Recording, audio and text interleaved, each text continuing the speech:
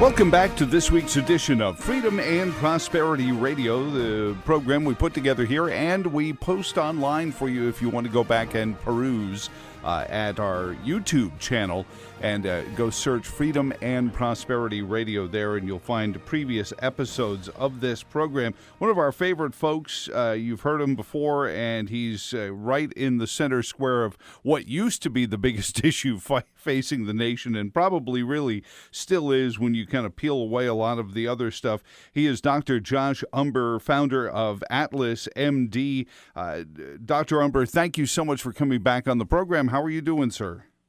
Oh, doing great. Thanks for having us on.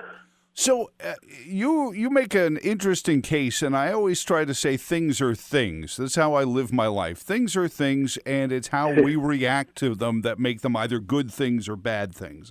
I've had amazing gifts that came in the form of losing a job, for example. Those are the kind of things I mean. So you can overreact or you can react badly to events and then create bad outcomes. Yeah, and you've written a piece about the COVID-19 response and the aftermath of this pandemic that might actually be a silver lining as far as it comes. I guess your point is medical deregulation and opening up and perhaps seeing under the hood of what our medical society really has been like? Well, I think the COVID has stirred up everything, and it's put a lot more pressure on urgency and effectiveness, and forcing doctors and the whole community really to help patients, but with these restrictions. And so there's a great book, The Obstacle is the Way, and referencing what you're saying.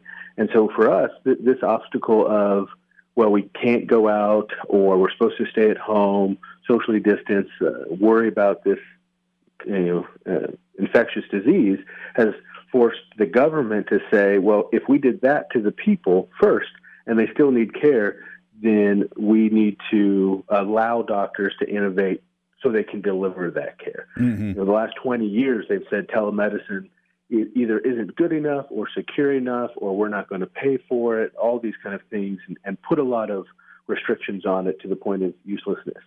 And really within a few days in the stroke of a pen, because of Corona, now everything is allowed, and they've waived HIPAA regulations, because what they realized was we want people to be able to access care more than we are worried about concerns on security. So now FaceTime or Facebook Live or video chat, Zoom, anything you can do to reach the patient, we're going to go ahead and allow. And that'll be hard to put the genie back in the bottle. So going forward, a generation of effort was finalized in a few days. Well, and speak about that security first and foremost, because I know patients, and much of our society that whether we know it or not, is built on confidentiality, especially doctor-patient confidentiality.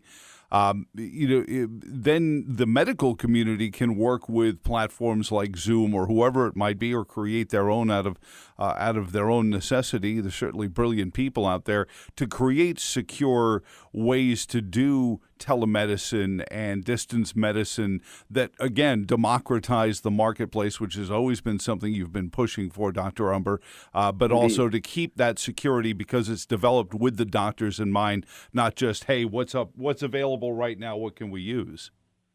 Right. It really begs a very interesting discussion about security versus convenience. When you consider the Pentagon, the IRS, the government gets hacked, what level of security do we need for the type of information we're sharing? I think a lot of people would agree that their bank account information is more important than their medical record, and banks have figured out a way to increase convenience. I can now text a picture of a check to my bank and they'll deposit it. Right. Is it 100.00% secure? Probably not. Is it secure enough that they are willing to take some loss on their end to grab me as a customer? It must be. And for you take mental health, I think is especially interesting, where depressed and anxious people have trouble managing their health, and calling for an appointment when you're in a crisis, and getting a time 2 months from now isn't the type of care we want to deliver. We want to be there at the moment you need us. Mm-hmm. So telemedicine technology, the same thing we use now for remote learning and remote working, applies extremely well to patients' mental and physical health. Is there never a need for a doctor's office? No. We'll probably always need that support in the background, just like banks still have locations. But we want the right amount of technology at the right time so that mom doesn't have to remember every kid's unique email and unique password to log in through a 12-step HIPAA-secure, pain in the rear end process. Yeah, they want it always to be as easy as, hey, Siri, ask Dr. Josh about XYZ. And it can work that way now. So they are seeing a huge increase in their level of comfort, convenience, and I would say quality in terms of if you don't have any access, you don't have any quality.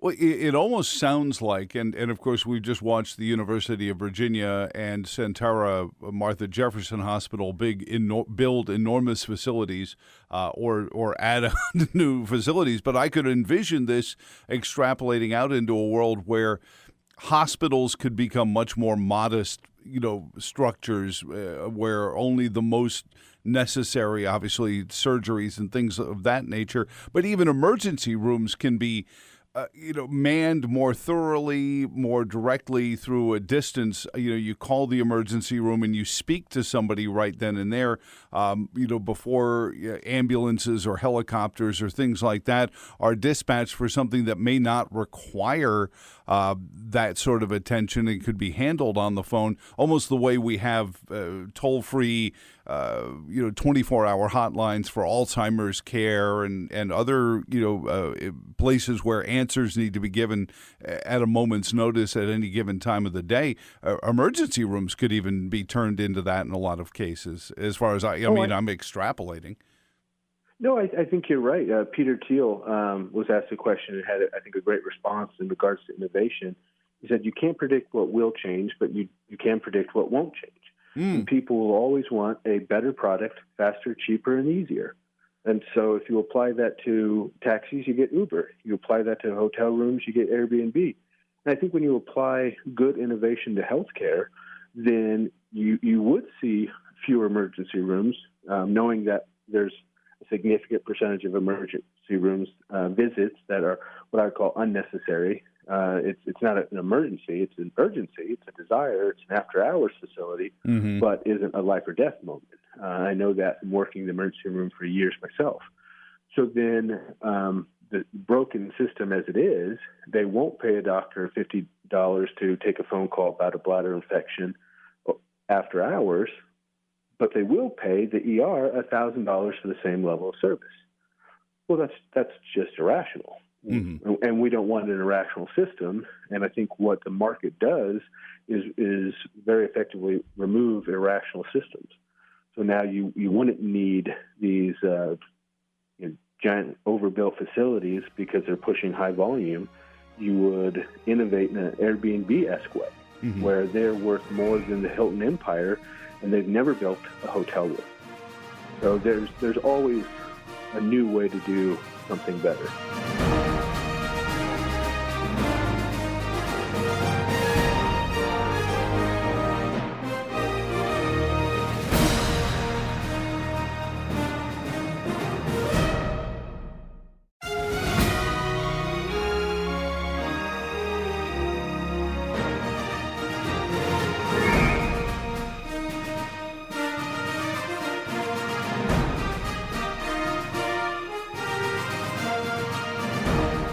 We're visiting with Dr. Josh Umbehr of Atlas Medical, the leader in the direct primary care field, and he's penned a great piece on, the upside of the COVID-19 pandemic is that through the crisis, many things that had been overly regulated had to be deregulated just to create better response to the crisis. And what does this do to what we've always felt was the most brilliant answer? You combine direct primary care with robust health savings accounts, not ones that have to be dispersed every couple of years, and you could really build up something over time the way you do a 401k.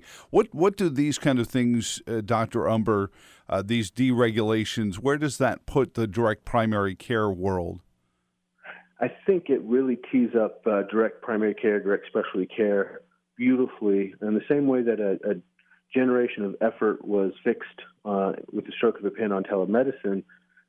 Doctors are going to suddenly, I think, be pushed or pulled into that direct care market where they realized that the business model is flawed, that unless there's a steady flow of insurance patients, there is no revenue. There's no revenue, there's no nurses, there's no phlebotomists, there's no doctors. So then people, when they're losing their job, 40 million unemployed, that's the equivalent of the 22 smallest states. That's mind-blowing. They lose their health insurance. They lose access to health care. Well, we've always connected those two.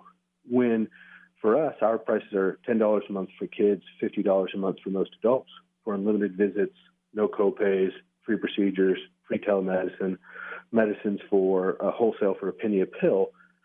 Well, now you still have great access to health care, even if you lost your job. And now people will want a way to self-fund that for those times in between jobs, and an HSA is perfect for that, so that they don't have to lose their health care when they lose a job. But I also think this stress test will show employers what really matters. And after 2 or 3 months of not working, and not using their health insurance by evidence that they're not going to the doctor's office, people are going to want money in their paycheck, not the presumption of value in terms of health insurance. They're not using it. They've got to make up for a deficit of 3 months of bills. So how do you bring 40 million employees back into the workforce at the best wages you can? Well, you've got to cut some fat. And that's health insurance, I think, but in a good way. We want health insurance companies to be sustainable. We just don't need them to cover nearly as much as they are. We can do meds and labs and EKGs and office visits and no copay. You give that to outpatient medicine for 95% less. Now you could insure a family of 4 for under $500 a month. If we did that, that would put times the number of employees with employer-based insurance. That would put $1 trillion back into the economy every year.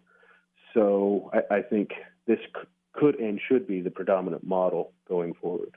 Is there a danger, as there always is, of the opposite happening in the insurance industry, saying, all right, now we need the government to step back in and do Hillary Care, Obamacare, XYZ reboot so that we can get back to where we were and then some and make good on it? Or does it even go the other direction and in the insurance industries just pull out and it becomes Medicare for all? I don't think we can afford Medicare for all. If you really look at it, we can't afford Medicare for Medicare patients right now. Sure. So to expand that out, either way, whether you have an entirely market-based system or a predominantly government-based system, Canada, the UK, et cetera, you need the most cost-effective base to that pyramid. And study after study has shown that that's primary care, family medicine, peds, internal medicine, women's health, et cetera. So when you could get that for $10 or $50 a month for unlimited access, that's the only way you could afford a Medicare for all type scenario. So they would actually have to embrace a very high level of economic freedom to ever get to that level of a sustainable government-based insurance platform. Because you look at the UK or Canada, and they're failing on most measures. Interestingly enough, there's a great economist, professor, author, Sean Flynn, who wrote a book and several articles about how we could decrease the cost of healthcare in the U.S. by 75% by emulating a Singapore-type model, which is almost predominantly individual funded. So the government only kicks in for the last little bit.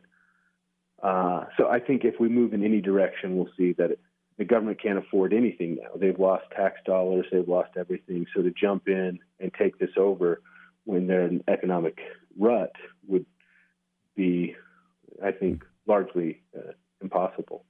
And Dr. Umbehr, I know that we've spoken before, and I love chatting with you. Between you and John Goodman, my favorite two medical people to talk to. Don't tell Sally Pipes. I love her work too at the Pacific Show.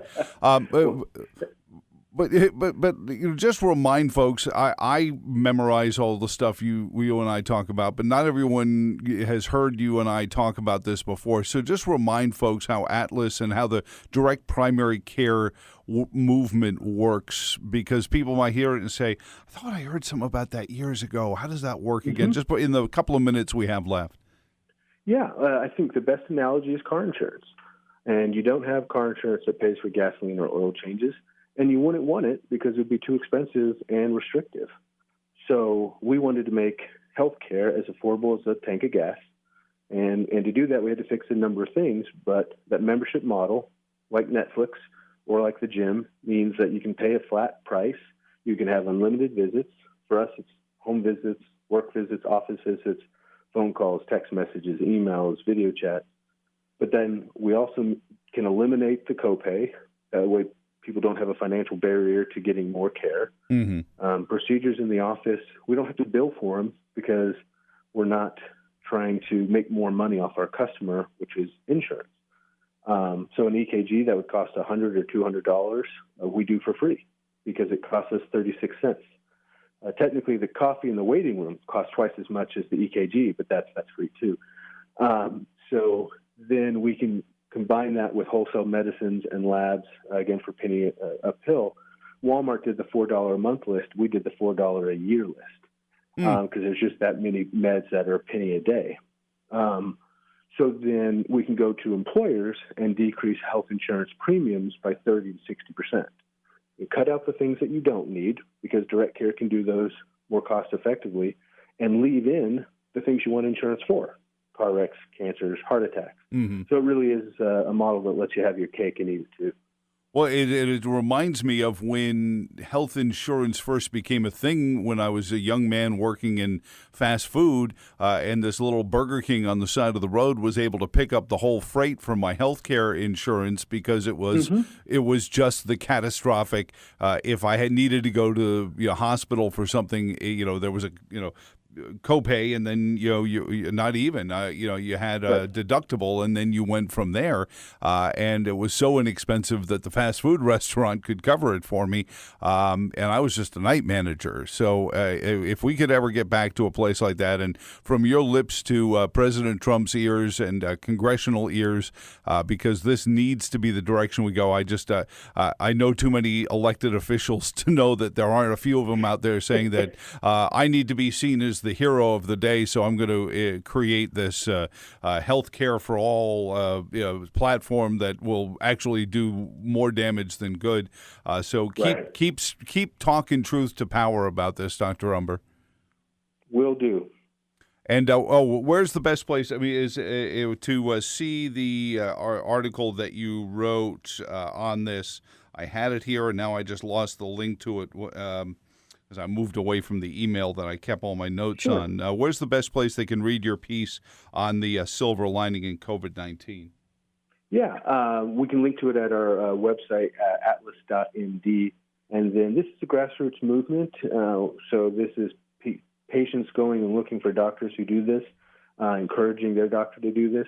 So we have two websites for maps that people can look for a doctor like us in their area, atlas.md/map.